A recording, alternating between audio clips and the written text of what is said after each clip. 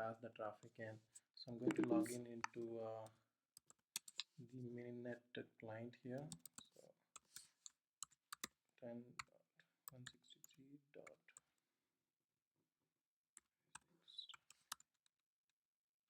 So this is the Linux machine where the Mininet is running, and I just want to show you the traffic flow and how we are encrypting the data.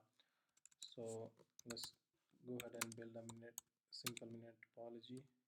Sudo mn minus controller, and which is equal remote,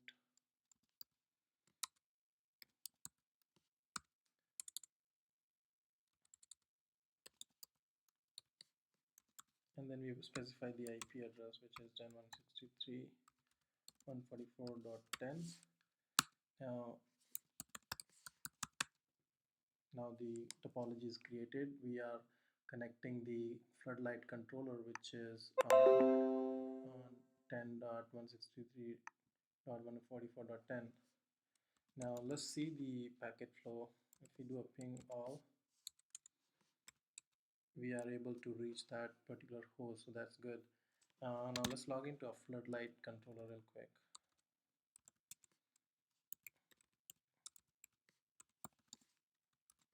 .163.144.10.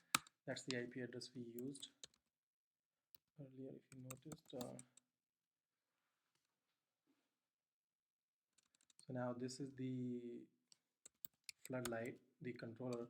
So whenever we pass any traffic from a host, when we create a topology, first thing what happens is it is sent via the IPSec tunnel to this controller. From that controller, the information is sent back where to route it. So we can just do a quick TCP dump on this on the floodlight controller. Say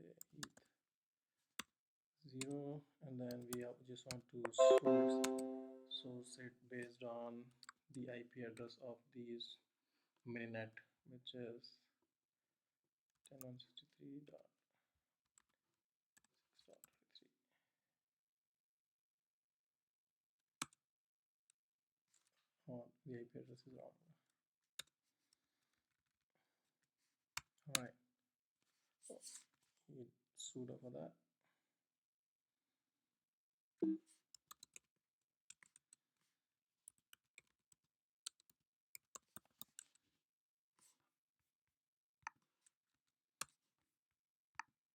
So if you ping it, you can see that there is a communication going on.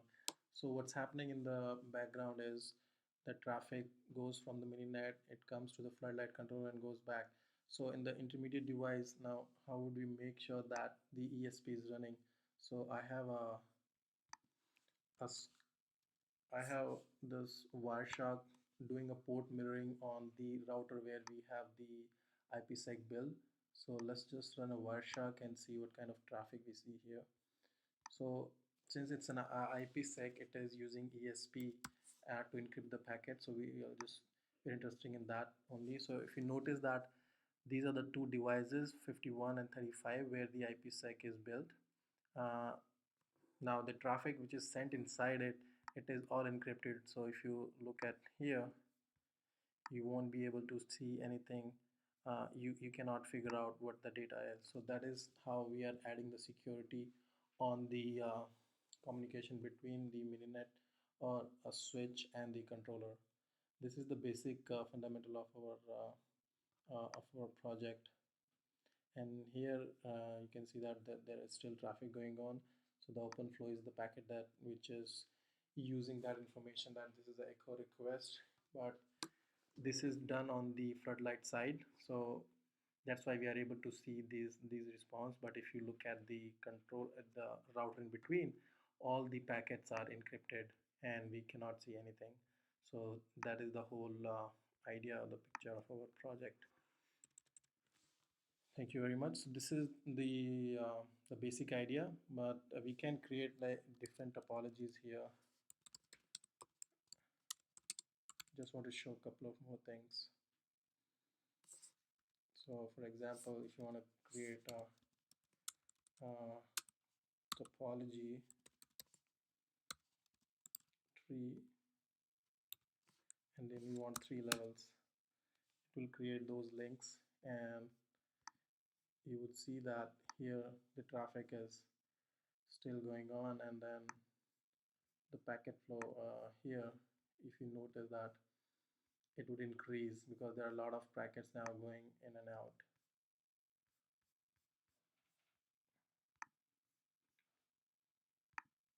So this way we are able to conclude that the communication between the controller and the switches, it is encrypted, and if there is someone is trying to hack the network, or if someone is trying to eavesdropping it, trying to inject certain packets, it is not feasible for the user. It is not feasible, so that's why that's how we are securing the communication here. So that's pretty much about the project. Thank you.